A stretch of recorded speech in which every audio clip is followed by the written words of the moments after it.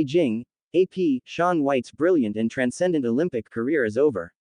It ended with a fall on his final run down the halfpipe, a heartfelt ovation from the crowd, and then a tearful farewell to a sport he helped define. A few mountains away, Mikaela Shiffrin finally made it all the way down the Alpine ski hill, finished ninth in Super G, and then expressed relief. There were no medals Friday for two of the biggest American stars at the Beijing Olympics in different emotions. Shiffrin could have two more chances to become the first alpine ski racer from the United States to win 3 Olympic golds across a career. White, though, is finished. His fifth and final Olympics ended when he clipped the wall trying to land his second trick of his third run. Knowing it was over, he pulled off his helmet and acknowledged the crowd as he slowly rode the rest of the way down the halfpipe. Trying to win his 4th gold medal, he instead finished 4th.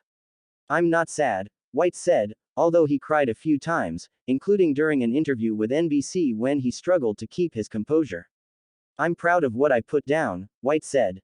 "And I can't help but think if I would have hit the podium in 3rd, I would have wanted 2nd. And if I'd have gotten 2nd, I would have wanted 1st. It's just the fighter in me, and I'm always hoping for more."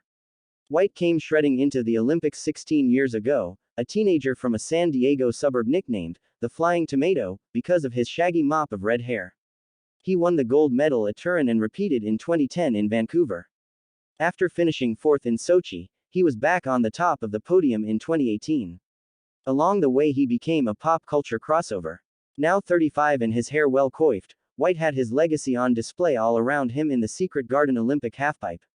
"I'm sure every single person who competed today looked up to him for a very long time," said bronze medalist Jan Scherer of Switzerland. "It's a very cool moment." The gold medalist, 23-year-old Ayuma Hirano of Japan, was one of them.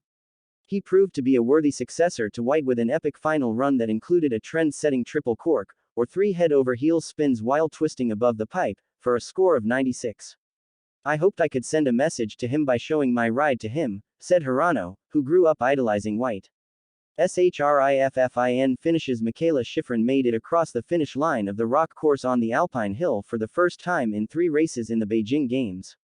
She placed 9th in the Super G, well off the pace set by gold medalist Lara Gut-Barami of Switzerland. "It's a really big relief to be here now in the finish, having skied a run well," Shiffrin said. "I wasn't skiing safe or anything. But I also did get to the finish, and that's really nice for my heart to know that it's not totally abandoning everything I thought I knew about the sport." Her performance in the Super G came after she crashed out of the giant slalom on Monday and skidded out of the slalom on Wednesday, both races ending just a few seconds after she started. Those were her best events and the ones in which she had won gold medals, the slalom at Sochi in 2014 and the giant slalom 4 years later at Pyeongchang. The 26-year-old from Colorado said she had felt emotionally fatigued. "But when we got out today, I just feel a little bit more settled. A little bit quieter. Trying to keep some calmness and just trying to focus on the task at hand, so I could put my attention where I wanted and ski the hill and the course properly." Shiffrin could compete twice more individually in Beijing. She'll have a few days to practice the downhill and decide if she'll enter that race on Tuesday.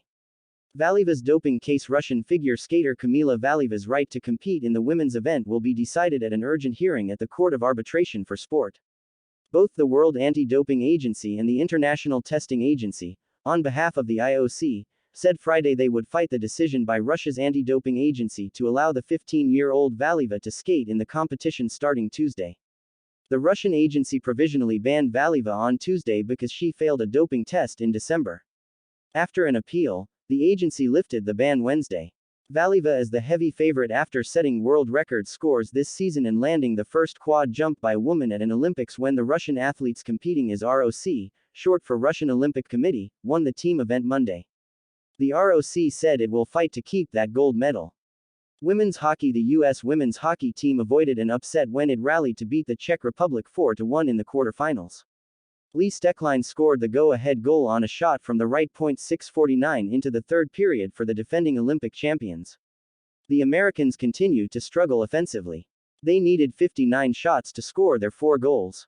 Hillary Knight had a goal and assist, and Savannah Harmon and Kendall Coyne Schofield also scored.